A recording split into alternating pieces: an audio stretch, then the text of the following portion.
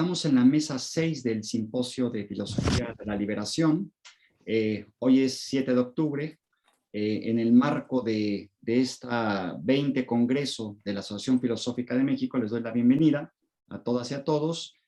Vamos a tener una mesa que se intitula Pedagogías de la Esperanza. Sin más, quisiera darle la palabra a Silvia López, que tiene una ponencia intitulada La lógica de la negación kushniana para comprender a los adultos o las adultas mayores de hoy. La animación sociocomunitaria como modelo pedagógico que parte de la negación. Adelante, Silvia, tienes la palabra. Gracias, Enrique. Bueno, gracias a la Asociación de Filosofía de México, a Phil, a Jorge Alberto Reyes, que fue quien me convocó previamente. Buenos días a todos, todas y todes. Espero que estén todos bien. Me alegran las novedades, Enrique, de México. Bueno, como verán, como habrán oído, mejor dicho, el título de la ponencia hace referencia a la filosofía de Rodolfo Kusch, así que todo lo que voy a conversar va a estar atravesado por su filosofía, que me ha sido muy útil en mi práctica de animadora sociocultural, especializada en gerontología, para trabajar justamente en talleres con adultos y adultas mayores. Para poder situarnos y contextualizar el mundo del adulto mayor, empezaremos pensando, analizando, que desde mi país, Argentina, y desde mi lugar en el mundo, que es Buenos Aires, la ciudad capital, en realidad la pulcra sociedad que vive en Buenos Aires, víctima y victimaria de la colonización en su más alto grado, está permanentemente buscando recetas extranjeras a los problemas cotidianos que padecemos.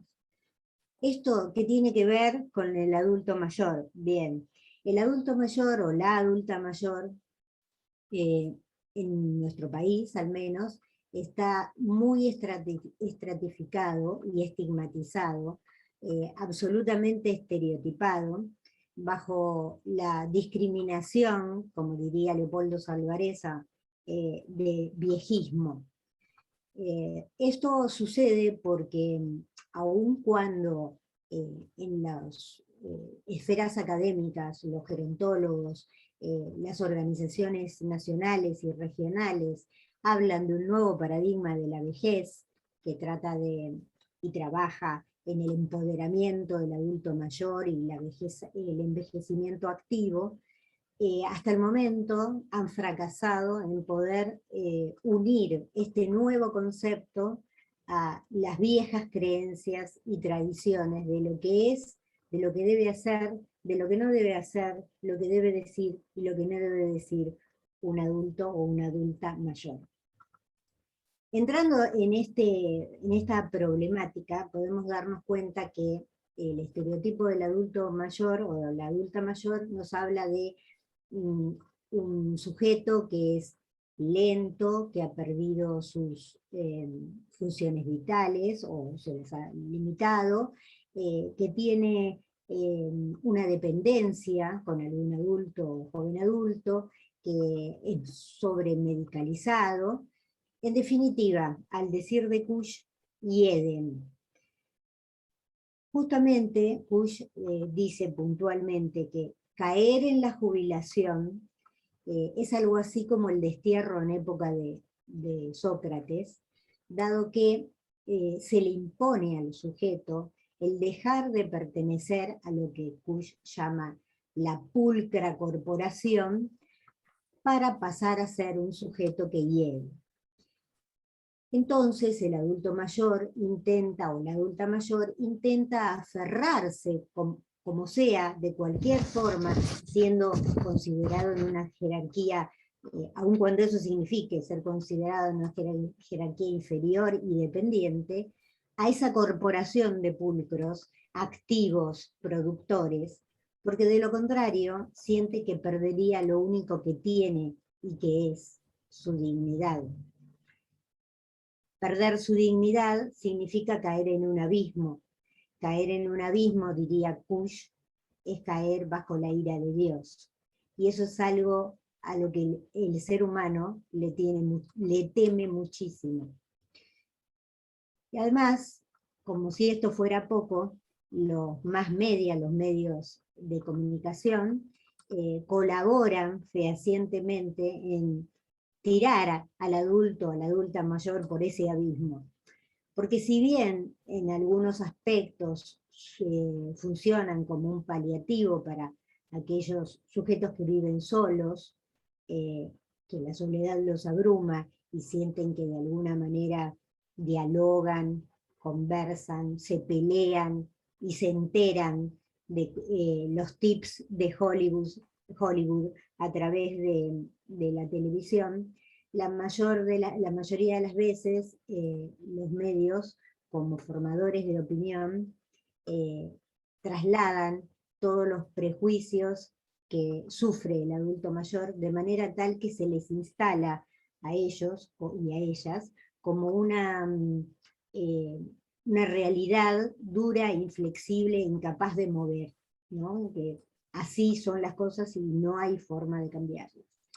En estos mensajes podemos ver que se confunde lo que es cuerpo, ¿no? Un cuerpo atlético, alto, delgado, etcétera, con organismo, que sería el conjunto de músculos, huesos y articulaciones, de manera tal que se mezclan estos conceptos donde el organismo es el que es medicalizado, domesticado, y que se le imprime sobre el que se ejerce cierto poder, pero el cuerpo, en definitiva, ensaya, se equivoca y aprende. Entonces, desde el punto de vista de la corporeidad, ¿no? de los adultos mayores, hay que aprender a verlo como un lugar de integración biopsicosocial y afectivo, que a lo largo de la vida del proceso de la vida del sujeto lo constituye. En esos cuerpos encarnados y avejentados, que significa hoy sentirse en una sociedad que se rige por la trilogía de la belleza, la juventud y el poder, esos cuerpos avejentados sufren no pertenecer a ese mundo, también de esa manera. Pero por suerte, como no se puede domesticar todo lo que implica el ser humano, por suerte, también hay grietas, encontramos grietas e intersticios, desde donde hacer un viaje de vuelta al placer de portar un cuerpo aún avejentado. ¿Y por qué sucede esto? ¿Por qué tenemos este problema de los estereotipos tan fijos, tan duros que no se pueden mover? ¿Por qué esta nueva gerontología no puede de alguna manera, no digo imponer, pero sí modificar estos pensamientos, estos estereotipos? Sucede porque no hay modelos. Estamos asistiendo a un momento histórico en que no hay modelos sobre este nuevo acontecer. Es un discurso, una práctica discursiva, el nuevo modelo de vejez. Pero en la práctica esto no sucede por todo lo que veníamos hablando, porque se ejerce sobre el adulto mayor una visión muy estereotipada. Pero como decía, esas grietas que comentaba, que a través de las cuales se puede empezar a trabajar esta nueva forma de envejecer, yo pude vislumbrarlas a través de mi práctica, que como animadora sociocultural trabajo en relación no para, sino con los adultos mayores, y pude ver que a través de los talleres, que después les voy a comentar por qué esa pedagogía pudo servir, pero a través de los talleres ellos pudieron dar rienda suelta a cuestiones de sus cuerpos, de sus mentes, de sus almas y de sus espíritus, que habían sido bloqueadas por la sociedad, porque justamente, como decía antes, el lugar del adulto mayor o la adulta mayor es el no lugar es el lugar del que no sabe, no habla, no entiende, está atrasado y no tiene nada para hacer. Entonces, si lo vemos desde esa manera y si pensamos, como dice Kusch, que existir es ser posible, y que para ser posible se es posible a través de existir a través de proyectos, entonces desde estos talleres comenzamos a pensar desde esa manera de existir en proyectos, proyectos que sean, que tengan una dirección, un espacio y un tiempo, proyectos que les permite, les permitió y les permite comprometerse, saber para qué viven y por qué viven, y además saber que la vida es con otros. Porque si algo atañe mucho a la adultez, a la categoría mal llamada de tercera edad, es la soledad. Porque justamente el poder hegemónico ha atomizado y le ha quitado la voz a este colectivo de manera muy conveniente, por lo cual es mucho más dominable. Pero ellos, en esas grietas que se arman en estos talleres, pudieron comprender que juntos, en comunidad, podían afrontar retos que a los que no se animaban de forma individual. Y esto fue llevando a trabajar, investigar, porque la técnica de la animación, que tiene que ver con la participación activa del ser humano en cualquiera de los grupos que se trabaje, hace que se utilice mucho la metodología de la IAP, la Investigación Acción Participante, que era la que nosotros trabajábamos, con lo cual uno se involucra en la investigación, y en esas investigaciones pudimos, leyendo a Rodolfo Kusch, pudimos detectar que cuando se niega al adulto mayor, pensándolo desde el estereotipo, en realidad lo que se está negando, lo que nosotros negamos, afirmando a la lógica de la negación de Kusch, no es la existencia de los viejos o de las viejas, que de hecho no hay forma de negarla, sino la vigencia de esos estereotipos. Es decir, si bien existen viejos, viejas, viejes, eso no implica que tengan que estar atados a un estereotipo.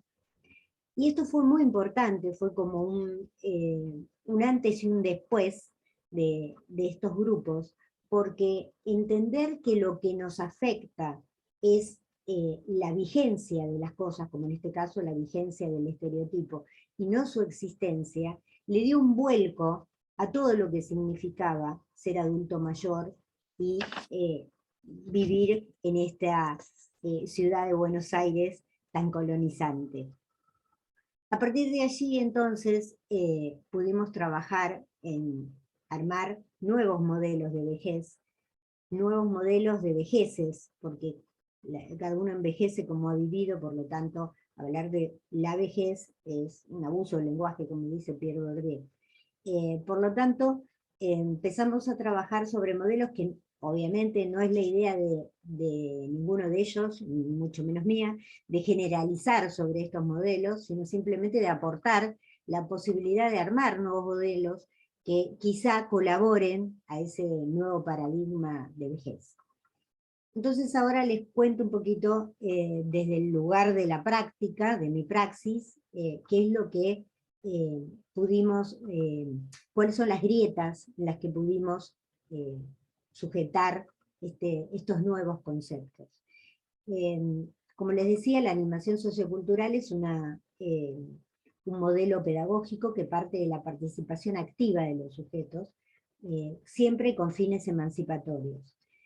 Con lo cual, ya desde el vamos, no hay en el taller no hay jerarquías, no hay alguien que enseñe y alguien que aprenda, además de considerar, como dice Pillon-Rivière, que la educación es un enseñaje, mezcla de enseñanza y aprendizaje.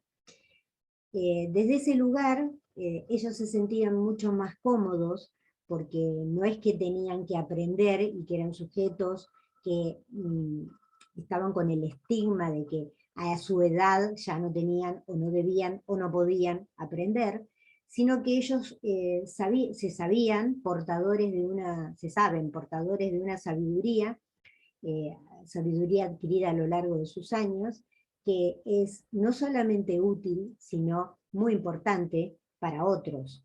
O sea, esto de compartir las distintas sabidurías hace que todos sean importantes y que nadie tenga un lugar de privilegio en estos grupos. Si además le sumamos el hecho de que esto hace que la autoestima, que normalmente por todo lo que veníamos contando es muy baja en el adulto mayor, o por lo menos en la generalidad de los adultos mayores, esto hace que la autoestima mejore, porque hemos podido ver que si bien no es posible en la mente humana borrar un historial y colocar otro, sí podemos reorganizar ideas y modificar recuerdos a raíz o partiendo de nuevas experiencias, nuevos compromisos, nuevas narrativas, nuevos relatos. Esto yo lo vi cotidianamente, lo viví en los talleres, no es algo que cuento en abstracto, sino es algo que pasó y que sigue pasando.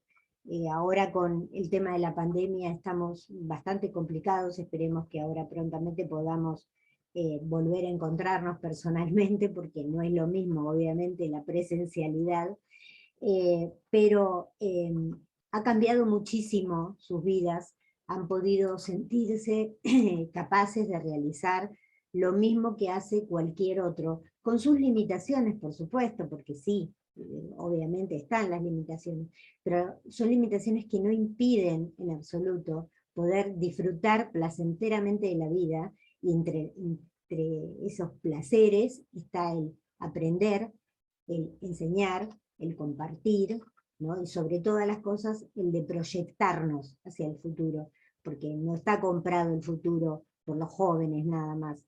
No es que los adultos o adultas y adultos mayores tengan que conformarse con un presente a regañadientes.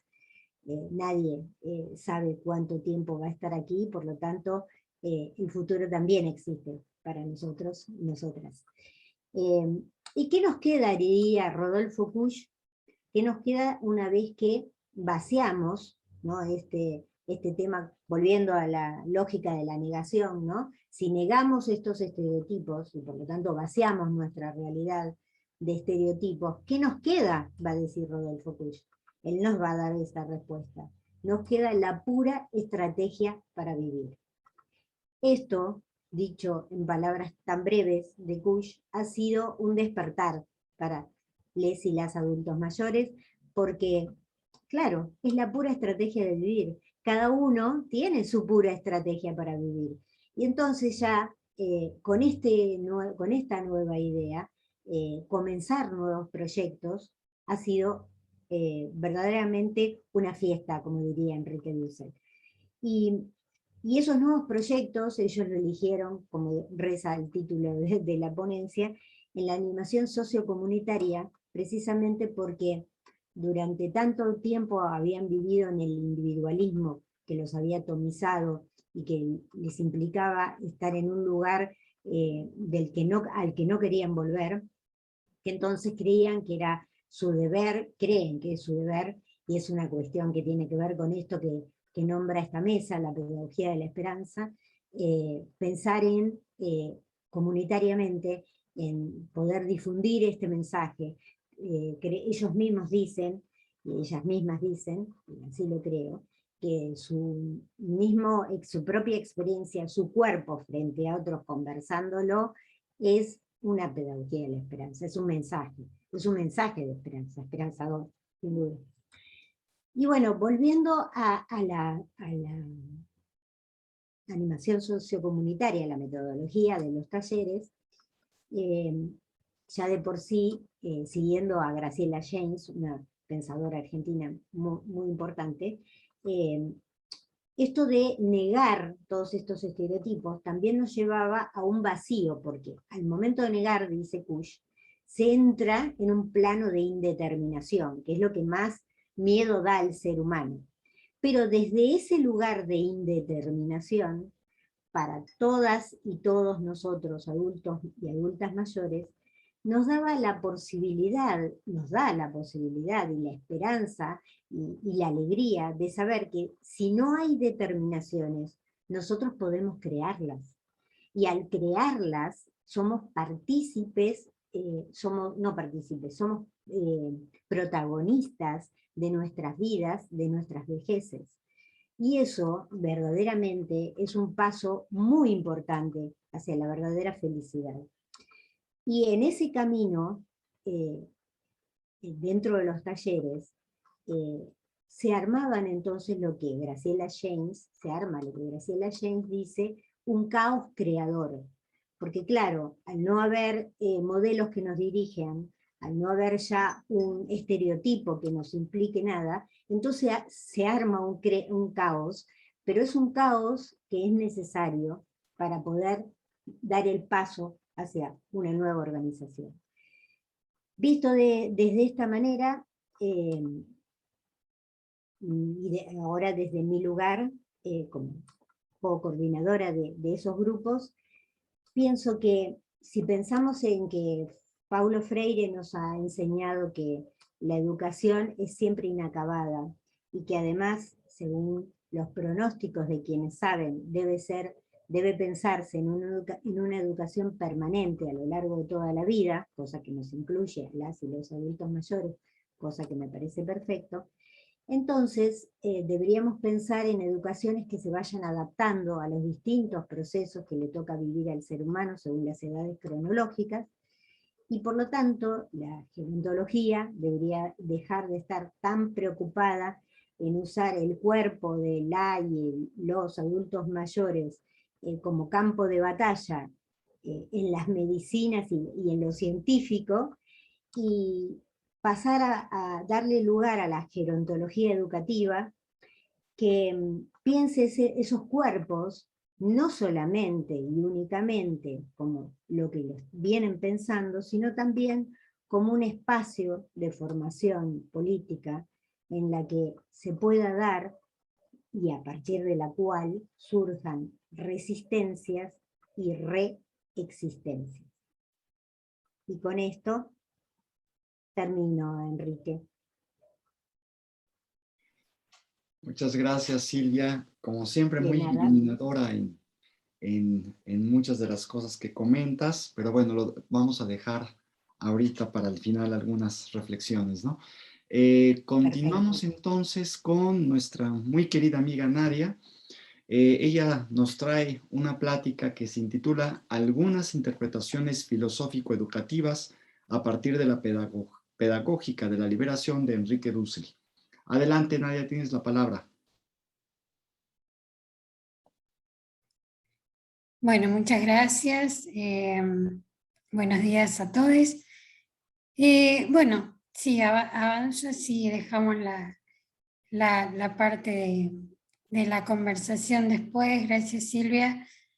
Bueno, como siempre, un honor poder ser parte de estos espacios en donde presentamos la filosofía de la liberación, ¿no? Como una línea teórica para resignificar nuestros presentes, ¿no? Y justamente el trabajo que traigo para compartirles tiene como nexo, ¿no? Digamos, para pensar hoy, la categoría, más que la categoría, la línea de Enrique Dussel que trabaja la pedagógica, no la pedagógica de la liberación. La pedagógica, Enrique Dussel la desprende de lo que su arquitectónica encontramos como una de sus primeras etapas donde desarrolla la ética, ¿sí? Pues bien, la pedagógica se desprende de la ética como una parte también fundante de la arquitectónica.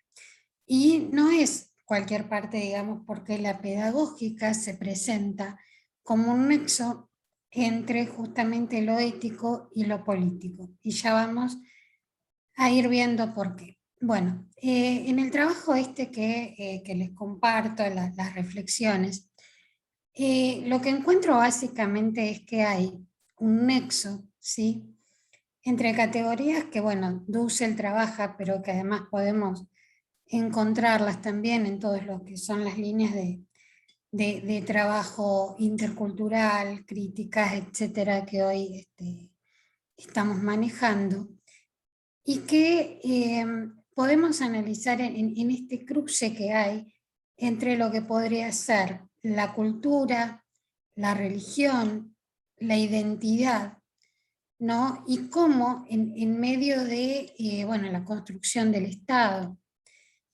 y eso, digamos, implica también la construcción de nuestro marco político, no solo teórico. Y en ese sentido, pensar y repensar cómo la pedagógica atraviesa cada una de estas categorías y cada uno de estos momentos, en realidad, ¿no?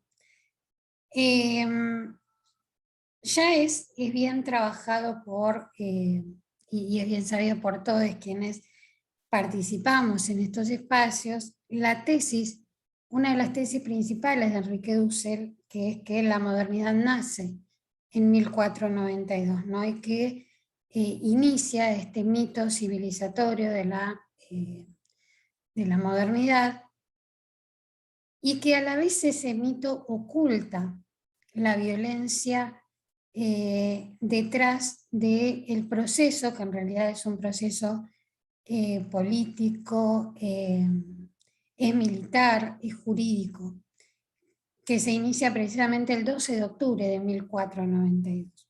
Sin embargo, este mito oculta, ¿no?, todo este proceso de violencia detrás de este hecho histórico. Entonces, cuando Dussel propone develar, ¿no?, este mito de la modernidad y abandonar, ¿no?, este ocultamiento de la violencia que también nos atraviesa identitariamente, fíjense que se está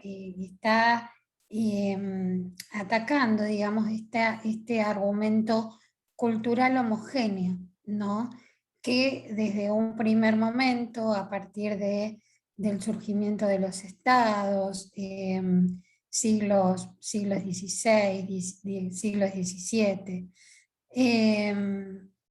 digamos, empieza a plantear orígenes homogéneos, también de alguna forma casi universales, y utilizando categorías de otros autores, podríamos decir también blanqueados, ¿sí? Es decir, si hablábamos de estas primeras categorías iniciales, cultura, identidad, política, vemos que en esta dupla, cultura e identidad, la categoría que hace de nexo precisamente es la categoría de blanquedad, ¿no? Entonces, esto haría, ¿no?, que aún el día de hoy es muy común,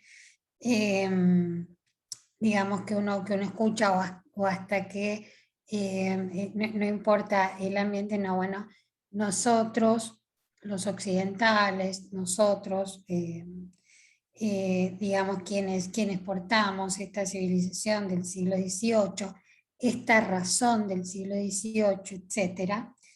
Y nosotros en realidad quizás hasta lo puede decir alguien que claramente, digamos, no es portador de esta identidad europea. Sin embargo, sí, en su ser, en su identidad del ser, se siente reconocido en este nosotros cultural e históricamente aprendido. Entonces, como decíamos, ya nos vamos a ir metiendo en el tema de la pedagógica. La pedagógica, justamente en este nexo en este nexo entre lo ético y lo político que habíamos dicho, bueno, Dussel la va a definir como la parte de la filosofía que piensa la relación cara a cara del padre-hijo, maestro-discípulo, médico, psicólogo enfermo, psicólogo enfermo, filósofo, no filósofo, político, ciudadano, etc. Pero sin embargo, en la pedagógica, digamos, la pedagógica que hace el nexo con lo político, es una pedagógica ya separada de esta primera relación cara a cara que es netamente ética. En este momento más político de la pedagógica, la relación sujeto-sujeto ya está mediada, ¿sí?, por la dominación histórica, por las relaciones de dominación histórica. Entonces, esto implica que estas relaciones siempre hay que pensarlas en un marco ideológico que Dussel va a llamar, bueno, un sistema ideológico o una totalidad, ¿no? Y desde lo pedagógico, justamente es esta totalidad la que selecciona, ¿no?, qué es lo que se transmite de una generación a otra. Y esto es precisamente lo que le da el alcance político, ¿sí?, a la pedagógica. Y también claramente, digamos, a ver, quisiera aclarar que en este sentido, cuando decimos político, lo consideramos tanto como Dussel, Aristóteles, bueno, y otras líneas, como inseparable de lo ético, ¿no?, para no estar repitiéndolo. Pero fíjense que en el discurso, en esta construcción de lo político y de la pedagógica como está encargada de transmitir, en todo caso, formas de ser o sentirnos siendo en el mundo, está impregnada de estas visiones de totalidad. Entonces, algunas de las preguntas de las cuales podríamos partir para pensar una pedagógica situada sería: ¿qué diálogos entablar para resituar una pedagógica de la liberación en términos dusselianos? Otra pregunta podría ser: ¿qué cuestionamientos podríamos plantearles hoy a nuestro sistema de totalidad desde las categorías de un marco teórico crítico como la filosofía de la liberación dusseliana? Y otra, y esta me parece importante quizás para lo que sigue, es cómo empezar a reflexionar y sentir las categorías de liberación en primera persona, ¿no? Y esto me parece también significativo, y más pensando en la pedagógica y en lo pedagógico en sentido freiriano, ¿por qué no? Porque muchas veces, hasta inclusive en la docencia o las docencias, no importa en qué nivel, primario, secundario, universitario, quizás escuchamos, ¿no?, como esto, o partimos de esta idea de, digamos, no sé, cualquier docente, imaginemos decir, bueno, los pueblos originarios, las llamadas o mal llamadas minorías, los sectores vulnerados, etcétera, cuando en realidad somos parte, no somos parte de esos otros que estamos de alguna forma objetivizando como en un afuera, ¿no? Quizás hasta quien está hablando es parte de un pueblo originario identitariamente, y sin embargo lo pone en un afuera, ¿no?, que justamente nos corre de esa primera persona. Entonces, en este recorrido que les proponía hacer, bueno, hay como algunos puntos que me gustaría compartir y que tienen que ver con cómo en este nexo entre la pedagógica y lo identitario del ser, hay un punto, ¿no?, en el que en el que nuestro ser, ¿no? Ontológicamente y filosóficamente hablando, se vio, digamos, marcado por este inicio trágico de 1492. Y en eso Dussel lo trabaja retomando estas palabras de Octavio Paz, y haciendo referencia, ¿no?, al sentir del hijo de la Malinche. Entonces cito a Dussel y dice: el hijo de la Malinche, la india que traiciona su cultura, y de Cortés, el padre de la conquista y las virtudes del Estado dependiente, porque Cortés no es el rey, no quiere ser ni indio ni español, tampoco quiere descender de ellos, los niega, y no se afirma en tanto que mestizo, sino como abstracción. Es un hombre, se vuelve hijo de la nada. Y en este sentido, nuevamente, no hacer hincapié en esto que filosóficamente implica provenir de la nada, ¿no? Es decir, qué subjetividad consciente, ¿no?, tomando las categorías éticas de Dussel para luego proponer alguna transformación, digamos, qué conciencia podemos tener si en realidad nuestra ontología está rota, está quebrada desde este sentir, ¿no?, de proveniencia de la nada. Entonces, en este sentido, la pedagógica dusseliana, ¿no?, trabaja, digamos, tres relaciones sujeto a sujeto como las fundantes. La primera es en el plano erótica, familiar, el madre, padre, hoy diríamos la persona gestante y elige. En el plano político institucional, el maestro y el estudiante. Y Dussel nos va a decir, ¿no?, que en el mundo cultural amerindiano, marcado por la conquista del europeo, el varón conquistador se transformó en el padre opresor, en el maestro dominador.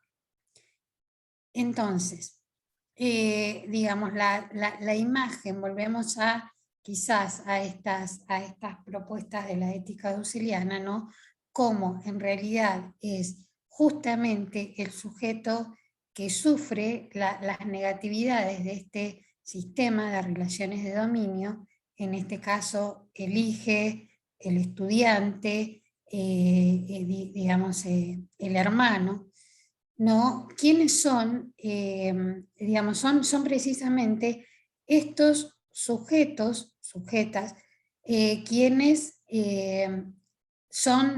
pueden efectivizar la transformación del sistema totalizante. Sin embargo, digamos, a ver, lo que también sucede es que opera muy fuerte este plano cultural, ¿no?, del cual hablábamos en un inicio. Y en este momento, ya yendo al apartado político de Dussel, Dussel nos habla, bueno, precisamente cuando se empiezan a forjar los estados, ¿no?, cómo en este primer movimiento independentista, en estas primeras independencias, como la llama Dussel, en realidad lo que gana es esta blanquedad, ¿no?, en esta constitución colectiva, inclusive de una subjetividad. Lo popular, el sentido del originario queda absolutamente negado, ¿no?, queda, eliminado de lo que es el ser, nuestra constitución de ser. Entonces,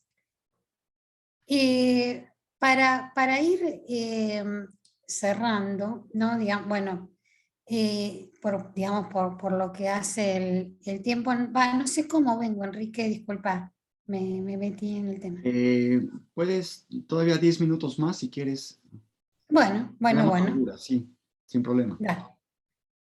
Bueno, entonces desarrollo un poquito más lo que estaba diciendo respecto de el plano de lo cultural y lo político y el primer movimiento independentista, y esto, digamos, cada quien lo ha...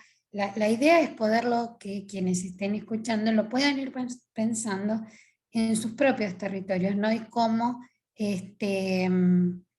cómo en cada territorialidad podemos tener nuestros propios referentes de estos procesos a los que me estoy refiriendo, y que Dussel en su política precisamente los denomina como, los trabaja en un apartado que, fíjense, un nombre digamos que lo dice todo, que dice: el nuevo fracaso del Estado postcolonial ante el imperialismo. ¿Sí? Es decir, que ante el surgimiento de los estados, en realidad lo que hay es un nuevo fracaso ante esta toma de conciencia.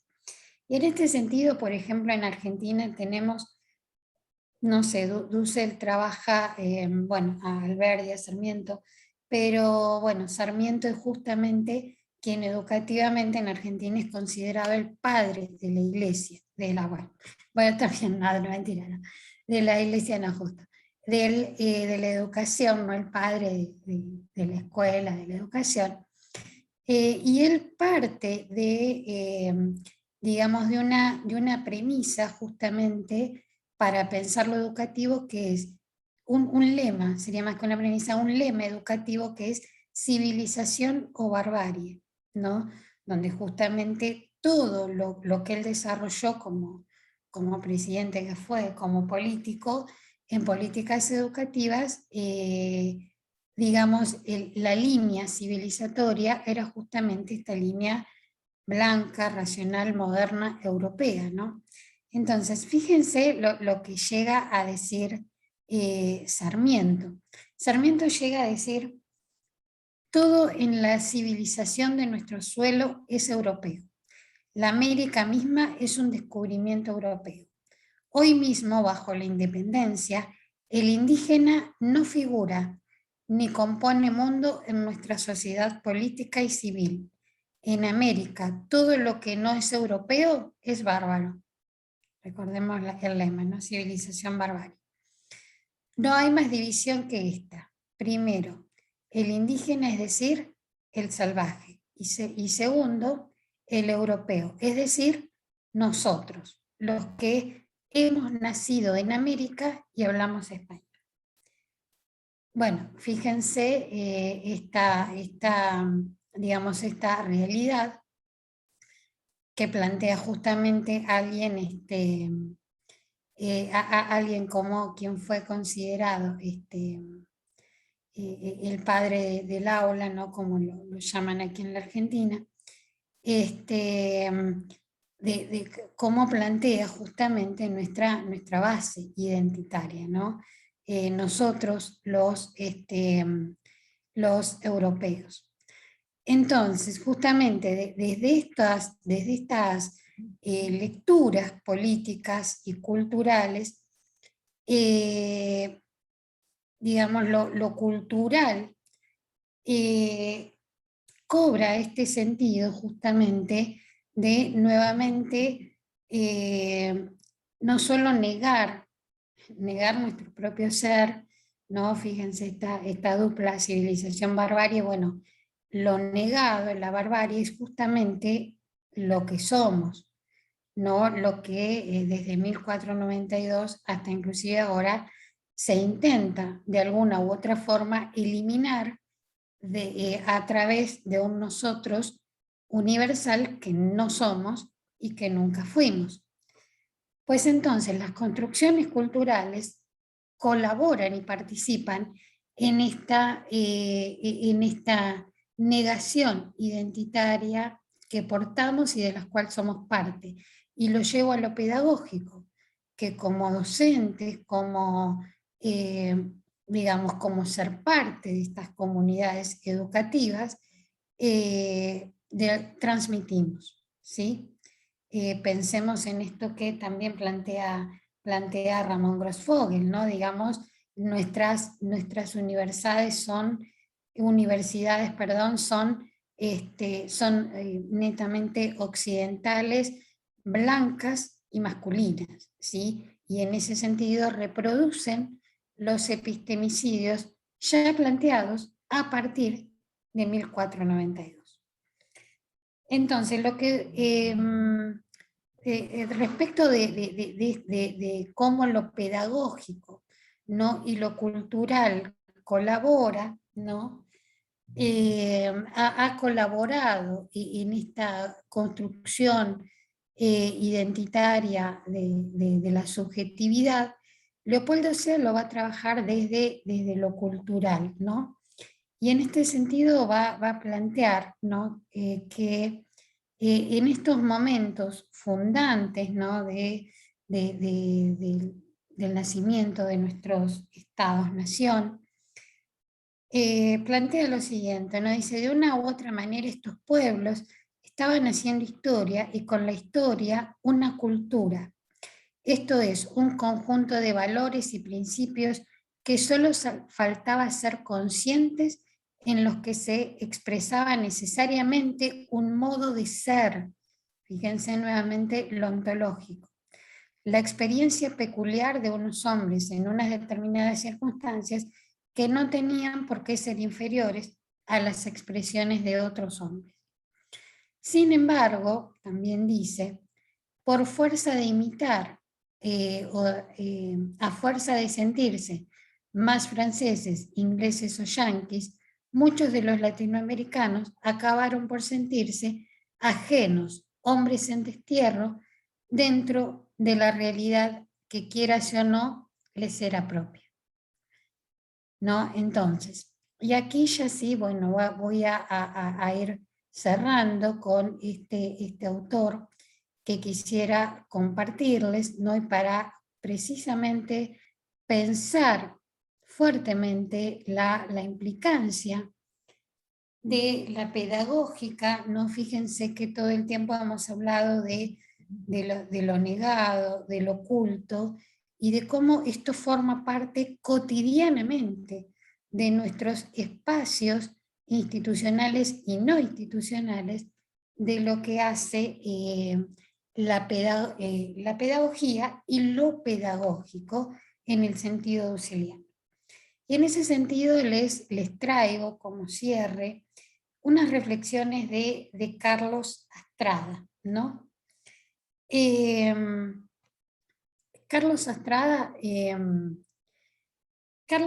lo que va a plantear, ¿no?, es que nuevamente en esta actualidad, Carlos Astrada es un filósofo de los 70, donde él empieza a plantear también en un sentido existencialista y ontológico y muy cercano a los planteos cuyianos, como mencionaba nuestra compañera anteriormente, que en esta concepción del ser, ¿no?, que se tenía en los 70, pensémosla cuán vigente puede seguir ahora, había desaparecido, ¿no?, esta idea del ser como ligado a la tierra, ¿no?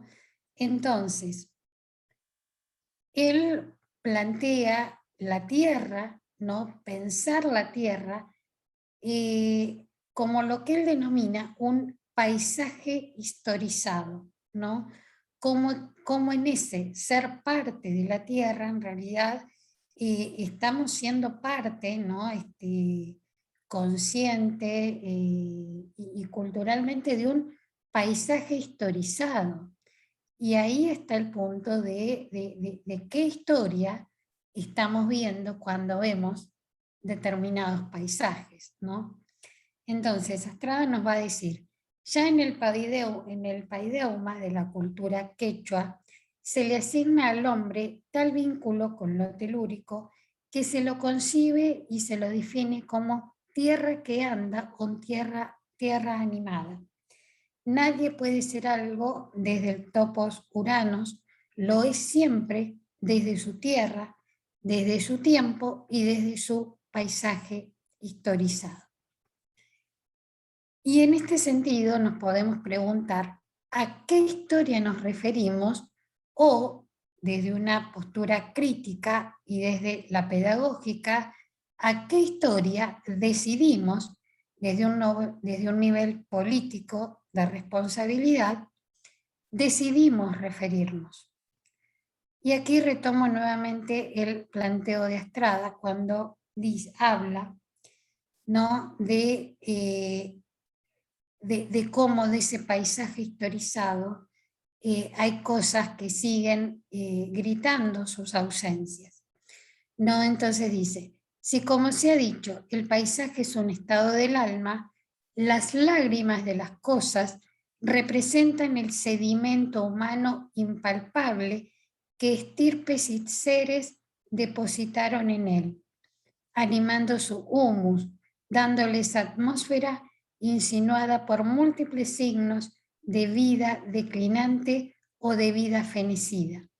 Si hasta las cosas lloran, es porque los seres que estuvieron familiarizados con ellas les prestaron sus lágrimas y su melancolía. Bien, entonces, fíjense qué fuertes estas ideas, ¿no?, de que en estos paisajes historizados hay, digamos, hay las cosas, ¿no? Lo que vemos tiene lágrimas, y las lágrimas que tiene es precisamente esas lágrimas de lo ausente y de lo negado.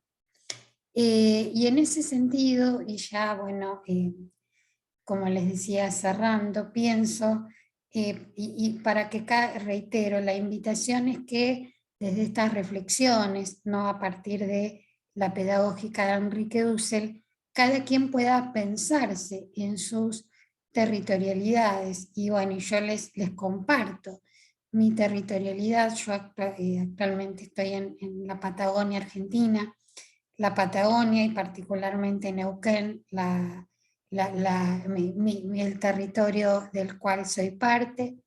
Mi paisaje, mi propio paisaje historizado, es un territorio completamente petrolero, ¿no? Entonces, cuando quizás uno piensa Neuquén y sus paisajes, inclusive más urbanos, a pocos kilómetros del centro urbano, empezamos a ver las cigüeñas, no así se llaman a las máquinas, por su forma, las cigüeñas petroleras, ¿no?, bien a la vera del camino, de las rutas, y así por todo el interior.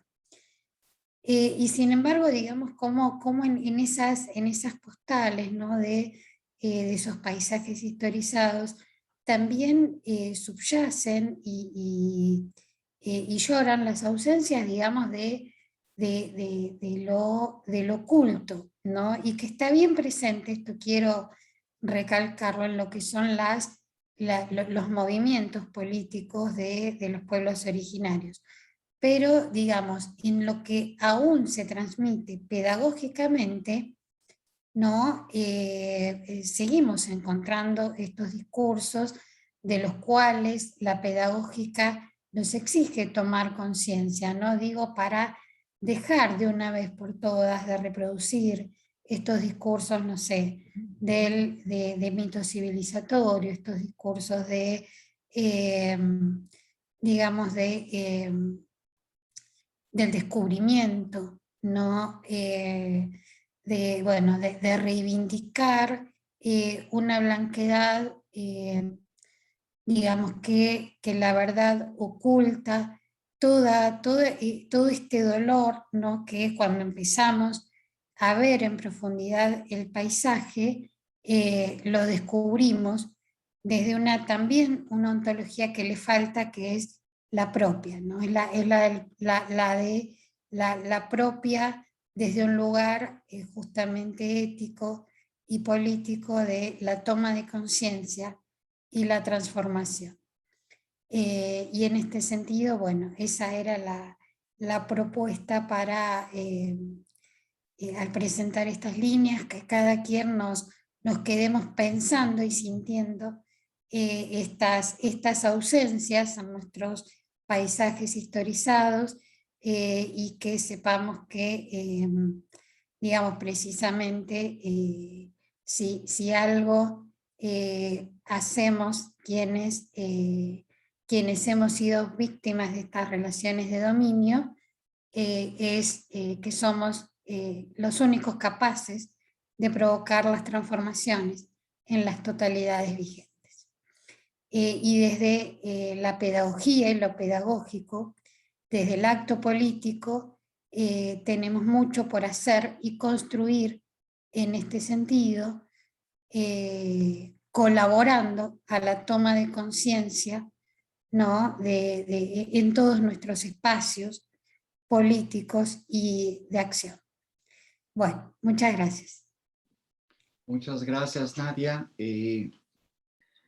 Pues estamos en muy buen tiempo. Creo que no llegó Juan Sebastián, ¿cierto?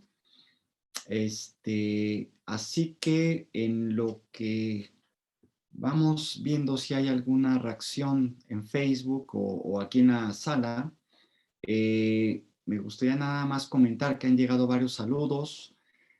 Desde México, de Orlando Lima, un buen amigo de todos nosotros, de Paula Baltar desde Brasil y de Abdiel Rodríguez desde Panamá. Así que pueden decir que son mundialmente conocidas, chicas. Eso me alegra mucho decirlo, porque además son muy buenas amigas de muchos mexicanos, ¿no? Un abrazo, Orlando. Y a todos y a todas. Muy bien, muchas gracias. Pues bueno, en lo que llega alguna otra reacción, no sé si alguien de aquí de la sala quisiera comentar. A mí me dejaron varias inquietudes, entonces quisiera tomar lo menos posible la palabra. Es difícil como moderador porque uno está como que entre que no puede actuar demasiado, intervenir demasiado y más bien dar la palabra a los demás, ¿no? Pero si alguien la quiere tomar aquí en la sala mientras llega alguna otra reacción, adelante.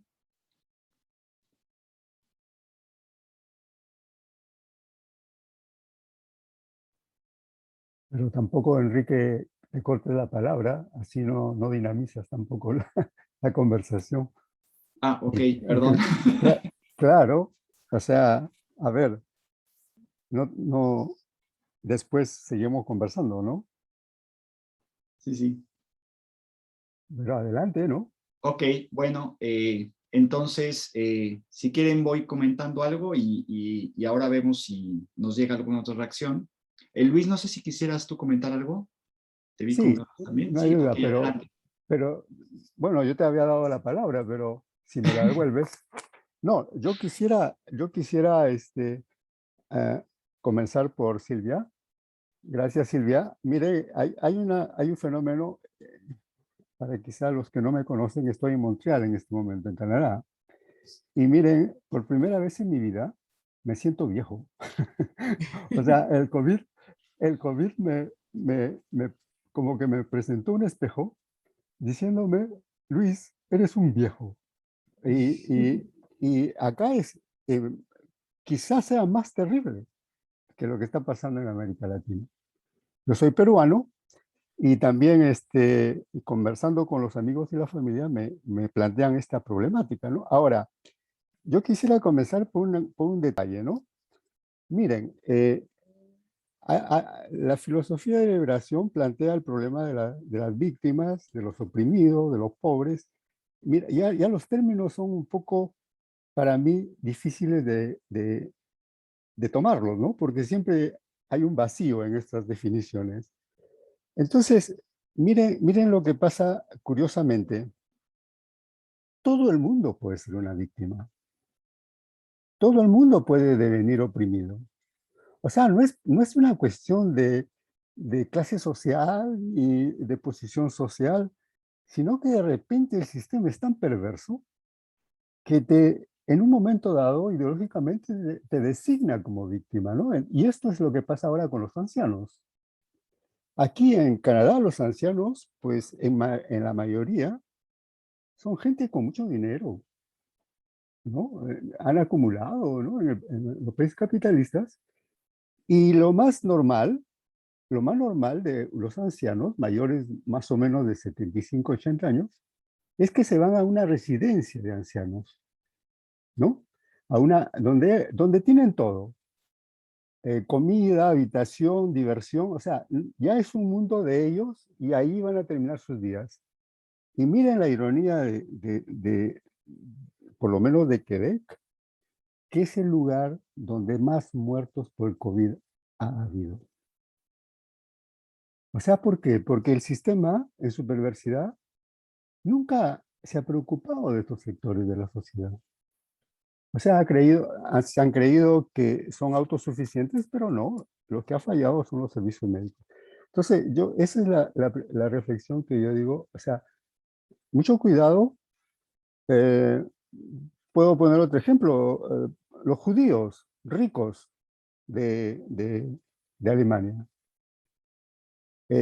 No sé si ustedes, la familia de Marx, la esposa de Marx, era miembro de la burguesía y de repente, en un momento dado, devienen víctimas del sistema. En fin, no sé qué, la presentación de Silvia me toca, pero a eso me motiva esta reflexión, ¿no? Después quizás sigamos conversando con Nadia. Sí, Luis, claro. Sin duda que decir o definir, ni siquiera se pone de acuerdo el staff académico respecto de qué es la vejez, quién es viejo, cuándo empieza la vejez, cómo lo denominamos, si viejo, anciano, persona mayor, etcétera. No hay eh, unanimidad de criterios, pero sí puedo decirte que cada uno se sabe, que cada uno envejece como ha vivido y también de acuerdo a las experiencias que ha acumulado a lo largo del tiempo y el valor que le dé también a esas experiencias. Por eso decía antes que no podemos hablar de vejez, sino de vejeces, ¿no? Sin considerar que siempre que estamos hablando de un genérico, metemos como en una bolsa un montón de cosas que no existen en la realidad, porque cada persona es su mundo, su totalidad, y por otro lado, porque en general se habla de el envejecer siendo hombre o siendo mujer, pero invisibiliza lo que es envejecer en las distintas etnias, en las distintas comunidades culturales, siendo heterosexual o siendo gay o lesbiano o travesti, etc. Hay muchísimas diferencias. Así que hablar de envejecer es hablar casi de un abstracto, ¿no? Después cada uno va a tener que aplicarlo, y por eso decía que está bueno esto de que se creen nuevos modelos, porque estaría bueno pensar, como dice Kush, y que es una cuestión que tomamos en la animación por el tema, porque nuestra mayor herramienta es la ludicidad, justamente. Él dice que lo lúdico del vivir nos enseña, en otras palabras, ¿no? Lo lúdico del vivir nos enseña a que en la vida los modelos no deben ser fijos, sino móviles. A partir de la ludicidad que tiene la vida, uno debe aprender a que los modelos que siguen en nuestro proyecto de vida, cualquiera que sean móviles. Así que seguramente la vejez en Canadá o en Quebec, como decís vos, Luis, sea muy específica y muy diferente a la que vivimos, por ejemplo, acá en Buenos Aires. Gracias, Luis, por el comentario. Muchas gracias. Hay un par de comentarios. Jorge Alberto Reyes, también amigo nuestro, nos comenta tremenda mesa, ¿no? Y lo es, sin duda lo es. También Eliseo López nos manda saludos desde Tehuantepec, Oaxaca, y hace una pregunta. ¿Cuáles serían las pautas pedagógicas para generar un pensamiento latinoamericano desde la filosofía de la liberación en las nuevas generaciones en América Latina? Asumo que puede estar más dirigida a Nadia, ¿sí? Pero si lo quieren contestar cualquiera de las dos. Y ahorita nos pasamos con Marta, que había levantado la mano aquí en la sala, ¿no?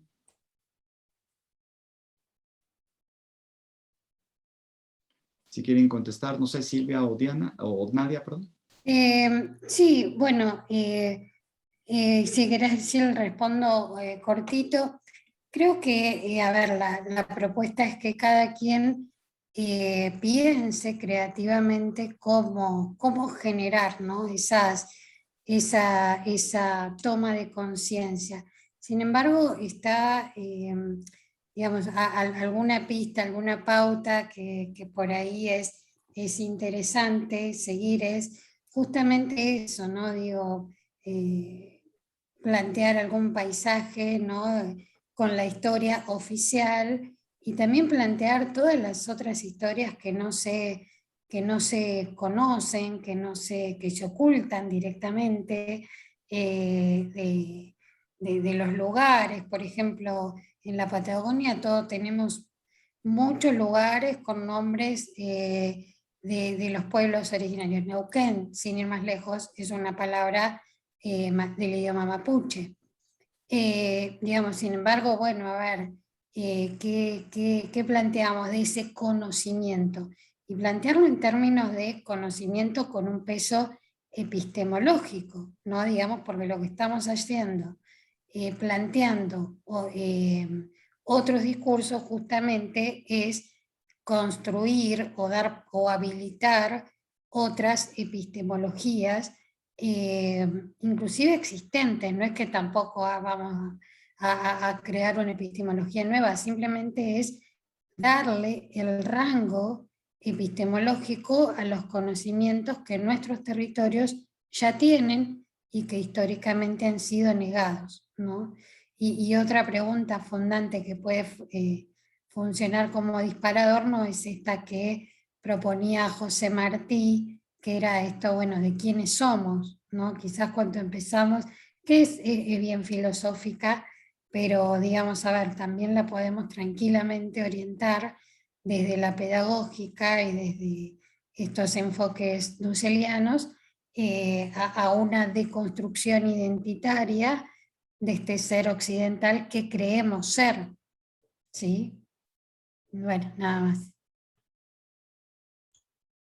Yo le agregaría quizá, con permiso de Nadia, el pensamiento de Kush y también de Dussel, como dice Kush, en el fondo de todo no estoy yo, estamos nosotros. Creo que eso también es una pauta para la liberación. Seguro. Claro que sí. Marta, tenías la mano levantada. No sé si quieras Eh, comentar algo. sí, sí, justo de lo que decía Luis de la vejez, estaba pensando, alguna vez platiqué con un amigo que trabaja en asociaciones y me decía que a ellos no les importa como mucho trabajar con gente mayor, ¿no? Porque ya no tienen nada que aportar, o sea, todos se van con los niños. Y eso está como, se me hizo como súper fuerte porque dije, o sea, se supone que las asociaciones son pues para ayudar, ¿no? O sea, involucrar y esto, y que desde esa parte sea como, no, porque no nos sirven, ¿no? O sea, no producen o cosas así, o sea, se me hizo como algo muy, muy fuerte, con respecto como a la vejez. Igual estaba pensando, yo intenté como dar unos talleres de lectura, pero justo así pensando como todo esto de la pedagogía, o sea, a quién llega, ¿no? En la educación, porque siento que la educación llega a quien quiere aprender. Eh, las personas que llegan a los talleres o a los cursos suelen ser personas que pues lo están buscando, ¿no? Pero no sé si estoy diciendo como algo menso, pero, o sea, creo que debería llegar a esas personas que justo no quieren aprender y que podamos ver por qué se les hace como tan complicado o, o tan inalcanzable, ¿no? O sea, como, ¿qué pasa ahí que la educación, la enseñanza, estos talleres, estos cursos, les parecen como algo fuera, ¿no? Que no están ni siquiera en su panorama. Y eso es todo. Igual me gustaron mucho las 12 exposiciones. Muchas gracias.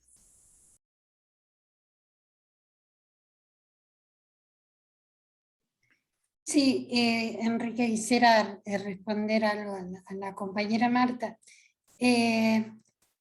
Pensaba en justamente esto de vos decías, bueno, cómo hacer llegar, ¿no?, justamente a quienes más, bueno, más les costaría de alguna forma, pero digo, a ver, creo que las raíces, si no, es como que caemos en subjetivizar, ¿no?, como algunas realidades que en realidad son históricas.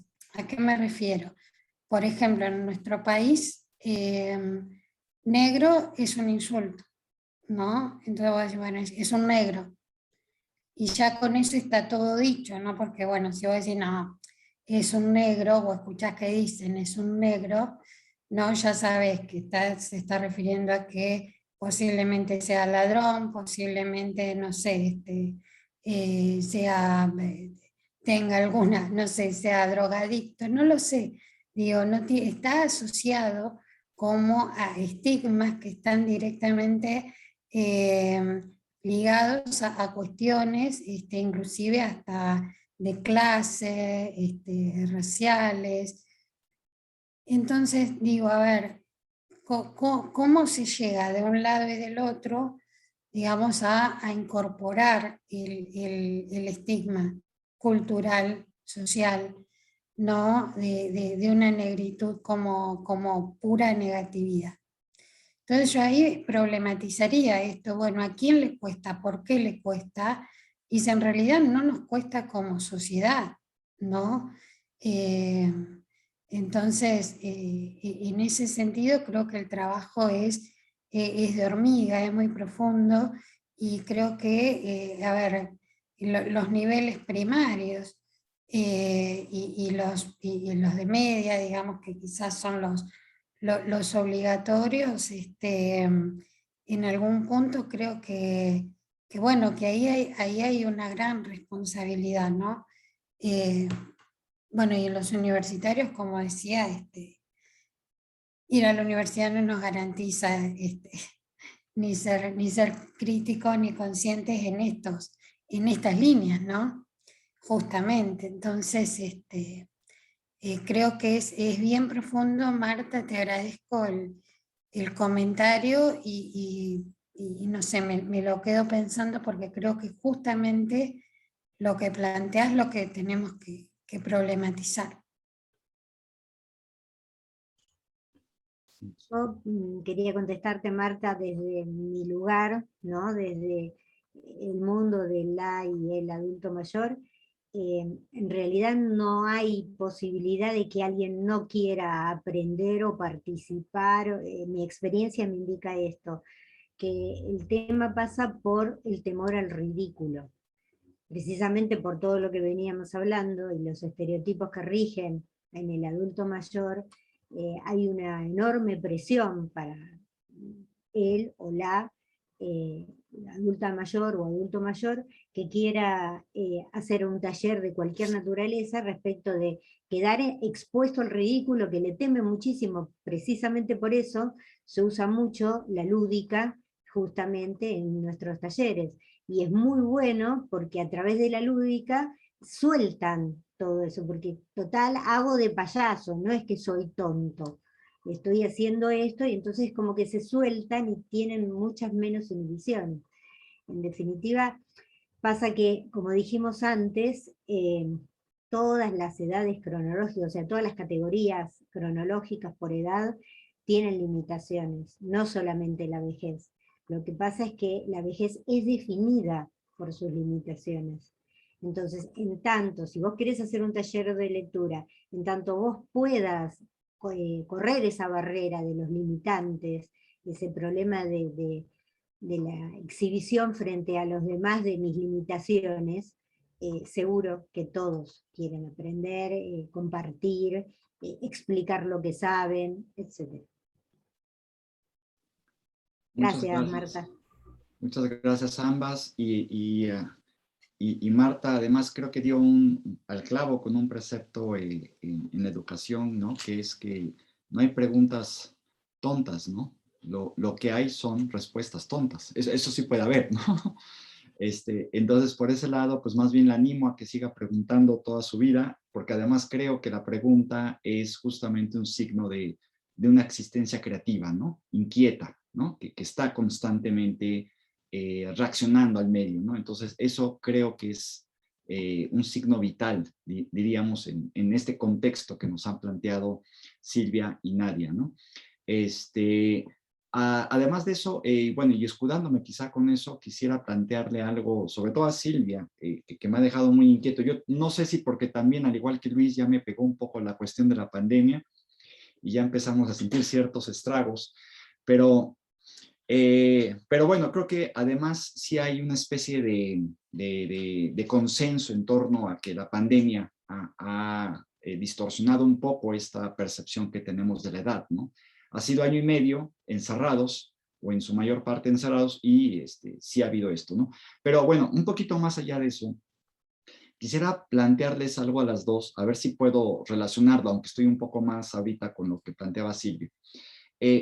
Hinkelhammer tiene una frase, y de hecho tiene un libro que se llama así, lo intitula Cultura de la Desesperanza. Él habla de que estamos en una época en la que más bien el poder hegemónico, vamos, esto que llamamos de manera ambigua, con una etiqueta rápida, ¿no? Neoliberalismo, trata de desesperanzar a la gente, despolitizándola, desactivándola, ¿no? En sentido contrario a todo lo que sería un dinamismo social, político, etcétera, ¿no?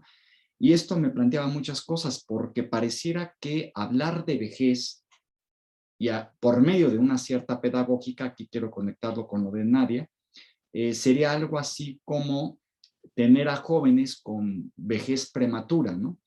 Y yo lo veo porque le doy clases a chicos que tienen en torno a los 20 años, y de pronto por lo que hacen o dicen o de alguna manera comprometen a veces algunos comentarios, me doy cuenta de que ya hay una especie de desesperanza en donde se acepta tácitamente lo que hay y, y se ve, o hay una cierta percepción, o quizá yo soy demasiado perceptivo y estoy sobredimensionando las cosas, pero me da la impresión de que hay esa vejez en el sentido de que pareciera que a esa edad ya se les acabó la vida.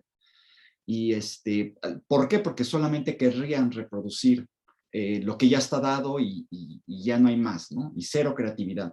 Entonces ahí creo que es donde me requiere a veces más trabajo en términos pedagógicos, porque de alguna manera quiero incentivar a que haya más creatividad en todo lo que hacen, ¿no? O al menos, como decía algún pedagogo en México, ponerle alas a los jóvenes, ¿no? Para que vuelen solitos, ¿no? Pero ahí más bien yo les preguntaría, en términos de la pedagogía y la cuestión de la edad biológica, separar la edad biológica de lo que es propiamente la edad cultural, ¿cómo podríamos tratar este tema? Porque pareciera que justamente esta vejez prematura parece como impuesta dentro de este ámbito de cosas, ¿no? Por muchas razones, ¿no? Yo hablé de la despolitización, pero podría haber otras determinaciones más de carácter social, pero pareciera que hay un énfasis en esto muy profundo, al grado de que gente de 30, 40 años, sin tocar el tema del suicidio, pero a estas generaciones les pega suficiente como para pensar que a partir de ese momento ya se les acabó la vida, ¿no? Y lo que hay es más bien reproducir lo que les da la seguridad en el trabajo o alguna otra cosa por el estilo, ¿no? Pero ¿cómo tratarían el tema? A ver si, no sé si me expliqué bien, pero intenté hacerlo breve por el tiempo, ¿no? Pero ¿cómo lo tratarían? Si es posible que me dieran algún comentario. ¿Te parece, Nadia, que contesto yo desde mi lugar y después te dejo a vos? Desde mi lugar, quiero decir, desde la adulta mayor que soy. Mirá, Enrique, primero que sos muy joven, eso primero, no, así que nada que ver. Sí, segundo, se impone socialmente esta cuestión Es más, te dicen, uy, te jubilaste, bueno, entonces ahora tenés que tejer y mirar las telenovelas y sacar a pasear a los nietos. Es como que hay un patrón que indica y que, como decís vos, da cierta seguridad. Y que esos patrones seguramente, por lo que estábamos hablando antes, habrían sido reales y posibles, o quizás los únicos posibles en alguna época, pero que no lo son hoy. El tema es que nos hemos quedado, es lo que decía antes, estos estereotipos nos han clavado, es como que han clavado con clavitos, valga la redundancia, el estereotipo en la sociedad de modo tal que no ha evolucionado lo que significa envejecer, y ha quedado pegado a esos estereotipos. Por supuesto que tiene que ver con estrategias hegemónicas, pero desde el lugar nuestro, por lo menos desde mi lugar, como coordinadora de estos talleres, he podido, en la práctica te puedo contestar que lo que sirve es precisamente para generar nuevos modelos de vejez, trabajar mucho lo que es intergeneracional. Porque justo por todo esto que estamos diciendo, por el sentir social que hay, despectivamente y casi, como dice, porque me encanta como lo dice Kush, hieden, ¿no? los viejos hieden, es algo que uno evita y trata de sacarse encima lo más posible. En tanto eso sea así, no se genera ese vínculo que debería existir entre las demás categorías etarias y los adultos mayores y las adultas mayores, y entonces se logra, se efectiviza esta estrategia hegemónica de aislar al adulto mayor o a la adulta mayor. En cambio, si vos realizás actividades intergeneracionales, que además la gente lo disfruta muchísimo, de un lado y del otro de las edades, de los muros de las edades, donde además aprenden muchísimo. Yo, por ejemplo, he acompañado a adultas mayores que han ido a trabajar gratuitamente a las escuelas, no escuelas, los bachilleratos populares, perdón, ayudando a jóvenes que tenían dificultades para aprobar materias, porque eran adultas mayores docentes que se habían jubilado y que tenían la posibilidad de hacerlo. Eso le hizo excelente a las adultas mayores que yo acompañé y a la juventud, porque decían, era impresionante escucharlos decir, pero mirá vos, yo pensé que los viejos no podían hacer nada, que las viejas no podían hacer nada, ni se me hubiera ocurrido vos tener la edad de mi abuela, que mi abuela me podría ayudar a hacer esta tarea, etcétera, etcétera, etcétera. Como hay tantos prejuicios respecto de la vejez, lo que deberíamos hacer es tratar de romper esos prejuicios y que la realidad misma, como diría Kush, rebase el existir y se imponga. Eso. Nadia, te dejo a vos. Nadia, por favor. Yo no entendí mucho la pregunta, Enrique. Esto me recuerda a nuestras charlas. Pero no sé, el sentido, a ver, me quedé con la última parte que, por favor, corregime si no iba por ahí, era como, también planteabas que había como una pérdida del sentido, ¿no? Digamos, hasta inclusive de lo vital, ¿no? Bueno, sí, como bien decía Sil, creo que estas construcciones, por eso vuelvo, a ver, yo quisiera por ahí aclarar, no es que estoy desde el planteo que hago, como sí a veces se hace muchas veces, depositando en lo educativo toda la responsabilidad de la transformación, ¿no? Entonces, bueno, hay una sociedad siempre es igual, bueno, es culpa de la educación.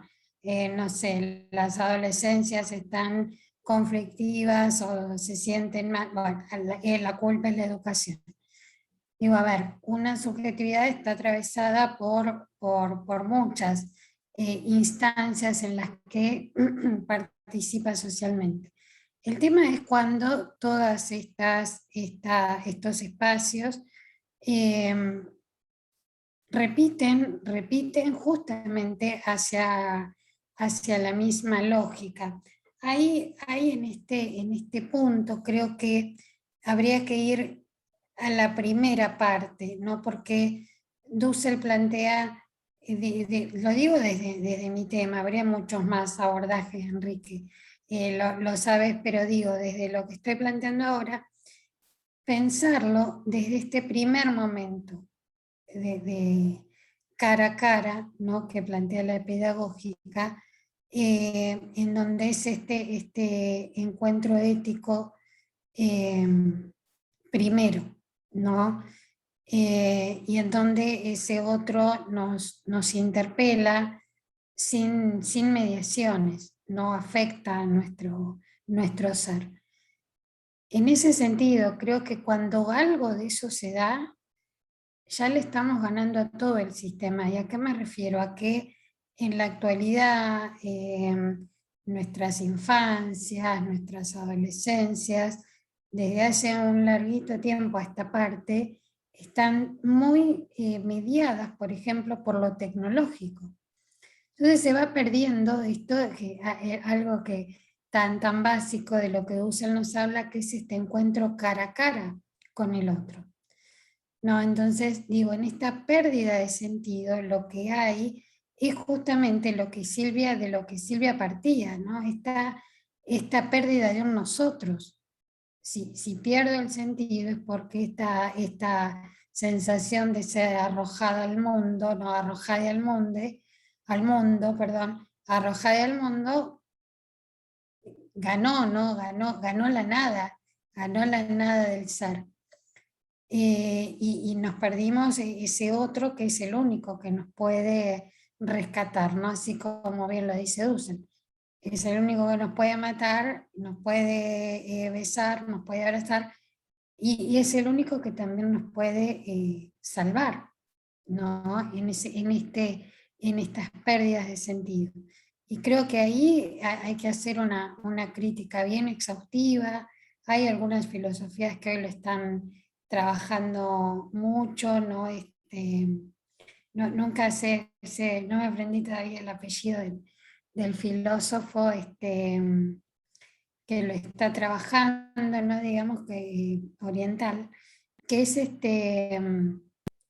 digamos, de la influencia de lo tecnológico, de nuestras sociedades actuales, en nuestras subjetividades. Creo que ahí hay otra puerta que se abre desde lo pedagógico y de cómo recuperar, justamente al recuperar lo comunitario, ir rompiendo estas soledades que promueven inclusive las redes sociales, ¿no? Donde es una compañía ficticia que en algún momento, ¿no? Como decimos acá en Argentina, cuando te cae la ficha, ¿no? De que en realidad pagas todo y esa soledad sigue ahí. Bueno, digamos, ahí apareció, ¿no? Lo que todo el sistema durante 24 horas te quiso hacer olvidar, ¿no? O no ver. Pero bueno, creo que iría algo por ahí. Muchas gracias, Silvia. También, Enrique, me quedé pensando en que, bueno, esa bulia que caracteriza especialmente a la etapa de la adultez, entrando en la adulto mayor, adulta mayor, ese puente que es muy abúlico justamente porque es eso, ¿no? Es caer al abismo. Yo creo que podría también dar un vuelco, o efectivamente da un vuelco si se generan proyectos, ¿no? Porque es como demostrar que no es el final del camino, que proyectos uno lo puede tener a lo largo, mientras esté vivo, ¿no? Mientras esté vivo, mi proyecto de vida me indica que yo puedo seguir apostándole al futuro. Y creo que habría que basarse en eso para poder quitarle ese peso que tiene encima la adultez llegando a la última etapa de la vida. Y considerar aparte, ¿no?, que es una etapa más de la vida, no es una enfermedad. Partamos de eso, ¿no? Es una etapa más de la vida. Sí, sí. Gracias. No, muchas gracias a ustedes. Un par de preguntas más que nos llegan de Facebook. Eliseo López nos pregunta cuál es su opinión, no lo dirige a nadie en particular, pero dice cuál es su opinión acerca del giro copernicano planteado por el maestro Enrique Dussel en su Filosofía de la Liberación. Planteo de una vez la otra, por si quieren retomar las dos. Jorge Alberto Reyes, para Silvia, ¿cuál es la relación entre vejez y la actividad política o militante? ¿Cómo se accede a una política de la vejez? ¿Quién quiera contestar? Nadia, vos contestás lo de Dussel.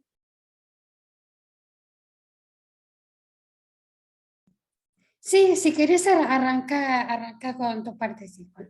Lo de Jorge Alberto, que me preguntaba. Bueno, justo Jorge, yo terminaba diciendo eso, ¿no? Me parece que terminaba mi charla, digamos, de mi ponencia, resumen de mi ponencia, que yo creo que la gerontología tiene que darle lugar, la gerontología y el mundo académico en general en relación al mundo de la tercera edad, da vuelta simplemente sobre el cuerpo medicalizado del adulto mayor, ¿no? Siempre se está pensando sobre cómo vivir más en ese cuerpo, ¿no? No cómo vivir mejor, porque cuando hablan de vivir mejor, hablan de vivir más, porque inclusive, no vamos a entrar en ese tema porque nos vamos, y ahí sí que nos vamos en una transversal de la que no podemos volver. Si uno trabaja en geriátricos, se va a dar cuenta de que, bueno, no siempre alargar la vida es vivir bien, o es bueno para alguien. Pero en este caso, puntualmente, yo decía que habría que dejar de paso, la gerontología debería dejarle paso a la gerontología educativa que existe, pero existe dentro de las academias, ¿no? Es una materia más que uno rinde, pero que no ha tocado la práctica. Por eso yo propongo, apuesto, y he pasado mi vida tratando de demostrar que la animación sociocultural es una apuesta gerontológica educativa.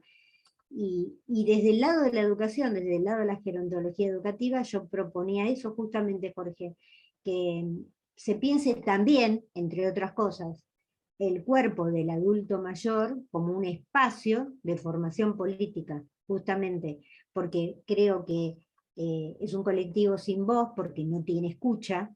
Al no tener escucha, no hay voz. Y si ese colectivo lograra voz, seguramente podría tener implicancias políticas, político-partidarias en este caso, ¿no? Y por eso yo decía que desde ese espacio de formación política para el adulto mayor, que alberga su propio cuerpo envejecido, podemos encontrar resistencias para lo que es estos estereotipos de envejecer hediondo, y también reexistencias, nuevos modelos, ¿no?, para envejecer activamente, productivamente, no solamente desde el punto de vista del mercado, cuando digo productivo, sino productivo desde el punto de vista del ser, ¿no?, del ser humano, del sujeto que habita ese cuerpo, desde lo mental, el ánima que nos habita, digamos, ¿no? Así que yo creo que desde ese lugar, desde la gerontología educativa, hay mucho por hacer, pero habría que conseguir que las políticas públicas lo avalen. Si no, estamos como en mi caso, luchando desde lo poquito que podemos hacer de ahí abajo. De todas maneras, por supuesto, háganlo, hagámoslo, sigámoslo haciendo. Gracias, Jorge. Nadia, ¿quisieras comentar algo? Sobre lo del giro copernicano, en realidad no sé bien a qué se referirá el compañero, pero sí quizás vale una aclaración, ¿no? En este sentido, digamos, a ver, plantear desde lo pedagógico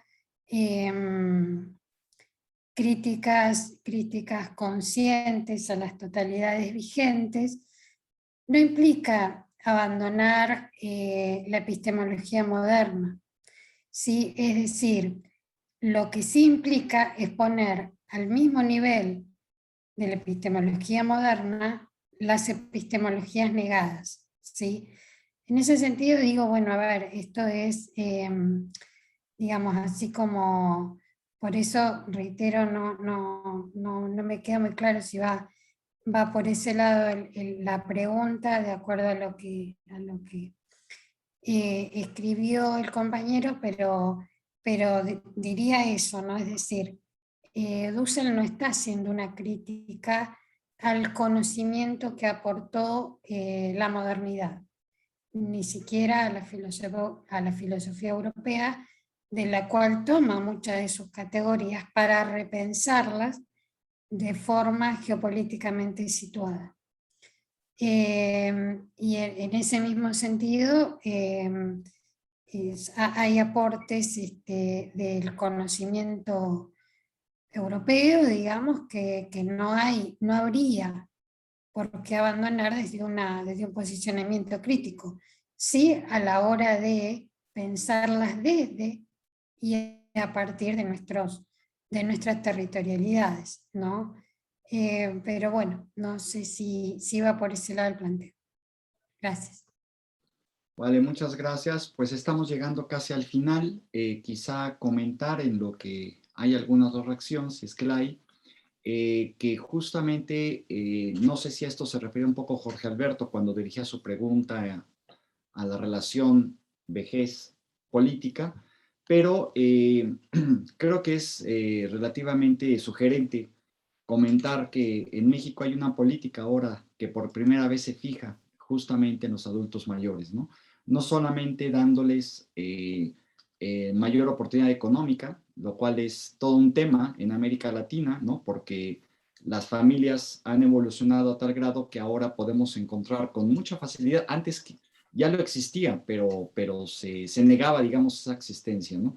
Pero ahora es muy fácil encontrar inclusive 3 generaciones, ¿no? Y a veces monoparentales, como familias monoparentales, como se comenta, como se dice, pero además a veces son puras mujeres, ¿no? La nieta, la hija y la abuela, ¿no?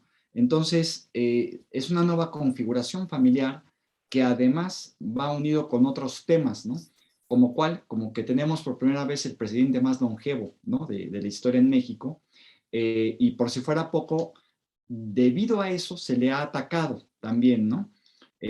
Dada su vejez. Y además, por si fuera poco, se dice, ¿no? Los adversarios políticos, como él mismo le comenta, eh, dicen que justamente parte de su mayor en cantidad de electorado es justamente solamente gente mayor, y también por ahí se pone la etiqueta de ignorantes, ¿no? Entonces, ha sido una crítica muy fuerte, bueno, desde luego desmedida, pero no deja de ser clasista, racista y todos estos denominativos que tenemos para este tipo de cosas que pues no caben en una sociedad que pretende ir hacia adelante con proyectos, ¿no? Con creatividad, ¿no? En fin, quisieran comentar una última cosa para acabar en tiempo justo. ¿Alguna otra reacción que puedan tener los de aquí de la sala?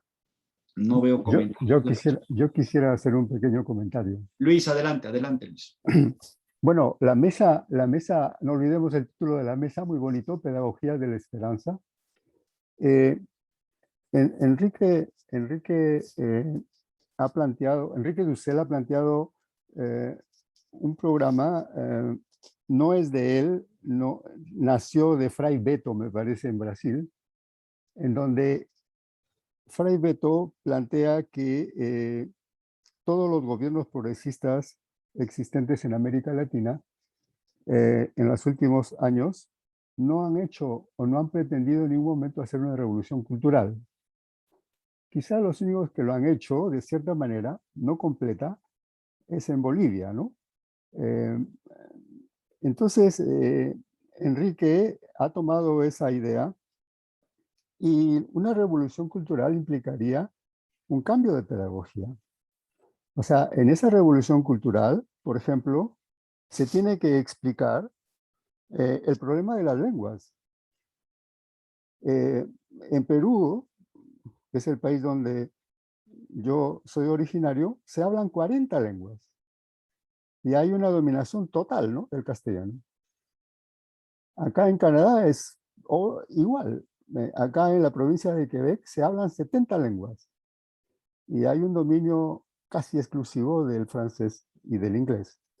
Bueno, otro tema a tocar en esa revolución cultural sería la corrección de la historia. O sea, dense cuenta que en América Latina, o en América, ¿no?, en toda la América, la historia prácticamente comienza en 1492 oficialmente. O sea, todo se supone que las culturas de los pueblos originarios, al no tener lengua, tuvieron historia. Eso es el argumento estereotipado de la cultura europea hacia el mundo. No se habla de las grandes mentiras de la historia. Por ejemplo, una grande mentira de la historia es que el hombre es superior a la mujer. Esto, según los antropólogos, tiene 7.000 años esta ideología. 7.000 años, imagínense. Desde el origen de la agricultura, aparente. Y bueno, y hay otras dos cosas más, y con eso termino. No se nos ha enseñado a morir. No se nos enseña a morir. Eso es terrible. Estamos enfermos de miedo cuando somos ancianos. Yo he visto la experiencia de mis padres, de mis abuelos, y la gran mayoría me hablan de este miedo, ¿no? De ¿qué va a pasar después de mi muerte? Entonces, eso está asociado a que para nosotros, en general, la historia no tiene sentido. Y peor todavía desde el punto de vista individual.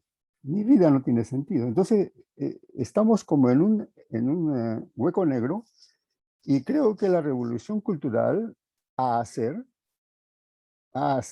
y hay que pregonarla, hay que tratar de organizarla, tiene que ser a nivel mundial, no solamente a nivel nacional. O sea, acá en Canadá se escuchan historias, pero que son absurdas, de una absurdidad, pero increíble, histórica. No hay conocimiento histórico, quizás nosotros, como no podemos negar la pobreza, nos es más evidente. Así que, por favor, pregonen esta esperanza de una revolución cultural, que los gobiernos progresistas deben hacerlo de inmediato, y que se den cuenta, como decía Frei Betto, que si no hacen revolución cultural, a la próxima elección van a perder el nombramiento democrático, ¿no?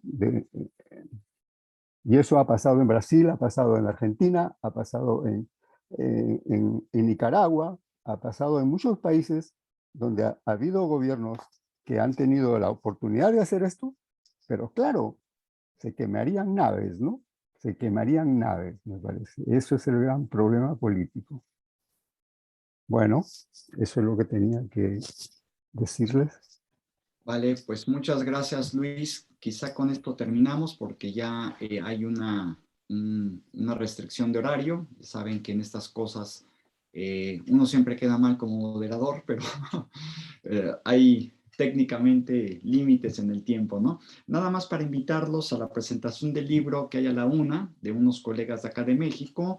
Posteriormente hay otras 2 mesas a las 4 y a las 6 de la tarde. De hecho, Cecilia y Luis, que están en esta sala, van a estar con nosotros por la tarde, ¿no? Entonces, pues los esperamos y les doy las gracias. Estamos en la mesa 6 y continuamos en la tarde entonces. Muchas gracias, Nadia, Silvia, muy interesantes sus pláticas. Gracias, Luis. Gracias a ustedes. Esteban, Gracias a ustedes. Marta, Gerardo. Vale, gracias a todos y a todas. Besos para todos. Besos.